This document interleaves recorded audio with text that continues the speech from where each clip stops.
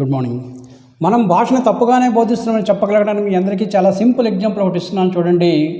మనము స్ట్రక్చర్ మెథడ్లో భాషని బోధిస్తున్నాం, అలా బోధించకూడదు.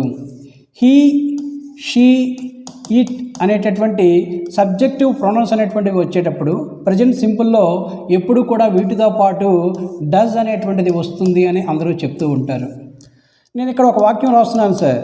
హీ ఈజ్ అట్ హోమ్, అతడు ఇంటి వద్ద ఉన్నాడు అని చెప్పాం.